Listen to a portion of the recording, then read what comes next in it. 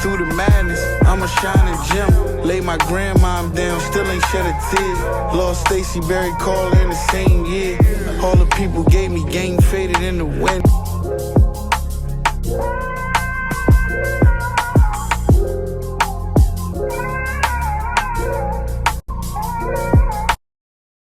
Dr. Martin Luther King Jr. was a pivotal figure in the American civil rights movement, renowned for his advocacy of nonviolent resistance to combat racial segregation and injustice.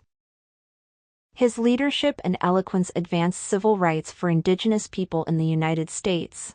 Martin has had a long line of achievements in his lifetime. Dr. Martin Luther King Jr. was a key leader in the American civil rights movement.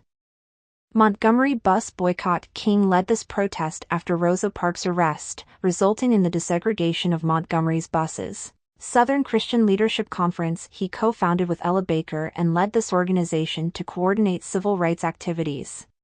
Birmingham Campaign. King organized nonviolent protests against segregation, leading to national awareness. I Have a Dream speech delivered at the March on Washington. This speech became a defining moment in the civil rights movement. Civil Rights Act of 1964. His activism helped push Congress to pass this law, banning segregation and discrimination based on race, color, religion, or national origin. Voting Rights Act of 1965. King's efforts in Selma and beyond led to this act, ensuring voting rights for Black Americans. Nobel Peace Prize. He became the youngest recipient at the time for his nonviolent fight against racial inequality. Poor People's Campaign. Before his assassination, he worked on economic justice and equality for all poor Americans. Dr. King argued that indigenous Americans and other marginalized groups had been systematically denied economic opportunities and wealth through slavery, segregation, and discriminatory policies. He compared the struggle for civil rights to cashing a check, referencing the promise of justice and equality outlined in the U.S. Constitution and the Declaration of Independence.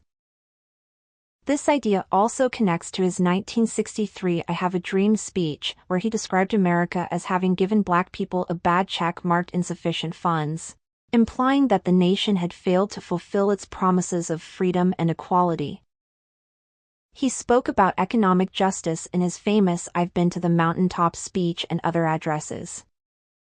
One of his notable references to economic reparations was in a speech where he said, "This is what we are faced with, and this is the reality. Now, when we come to Washington in this campaign, we are coming to get our check."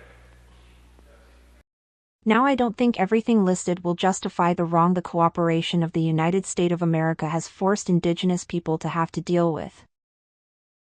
To me, key components of access to an ability for all indigenous to have untaxed land are important factors not spoken about.